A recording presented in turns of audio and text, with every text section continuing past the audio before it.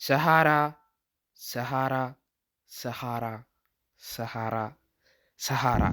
This is Ethiopia. እንግዲህ ጋይስ ይሄ የመጀመሪያ ቪዲዮ ነው። ከተመቻችሁ ላይክ እና ሰብስክራይብ በማድረግ ጀምሩ። አሁን የምናወራው ስለ ሰሃራ በረሃ ሲሆን ሰሃራ በረሃ የዓለማችን ትልቁ በረሃ ሲሆን የአፍሪካን 30.3% የሀገሪቱን ቦታ ይዛል። የዓለማችን ደግሞ 6.2% ቦታ ይሸፍናል። ርዝመቱም 4800 ኪሎ ሜትር፣ ማክሲመም ዊድስ ደግሞ 1800 ኪሎ ሜትር ነው።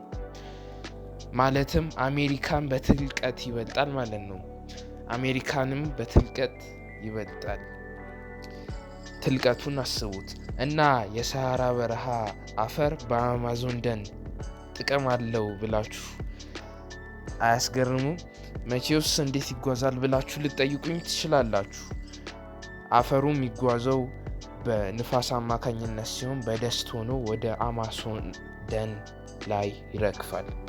ግን በጣም ከሚያስገርማችሁ ነገር ሰሃራ በረሃ አፈር ብቻ አይደለም። አፈር ብቻ ይመስለናል፣ ግን ሰሃራ በረሃ በአፈር የተሸፈነው 30% ብቻ ሲሆን ግን የቀረው ተራሮች፣ ፕላቶ፣ በእሳተ ገሞራም የተፈጠሩ ድንጋዮች ይገኛሉ። በሰሃራን በረሃ የሚገኙ እንስሳቶች በጣም ለበረሃ ተብሎ የተፈጠሩ እንስሳቶች ሲሆኑ እንደ ግመል፣ ቀይ ቀበሮ፣ የተለያዩ እንስሳቶች አሉ። የበረሃ ሊደር ጀነሮች ማለት ትችላላችሁ።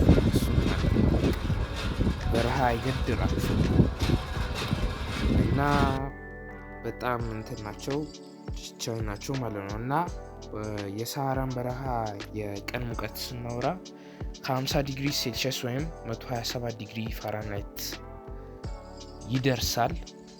እና በማታ ደግሞ በጣም ቀዝቃዛማ ነው የሚሆነው። በዛው ልክ ድሮ ደን እንደነበረ ሳይንቲስቶች ይናገራሉ። ለምን ብትሉ እዛው አፈር ውስጥ የጉማሬ ቅሪተ አካል ወይም አጥንት ተገኝቷል። እና አንዳንድ ጊዜ ሁላ በተራራሞች አካባቢ በረዶ ይዘንባል።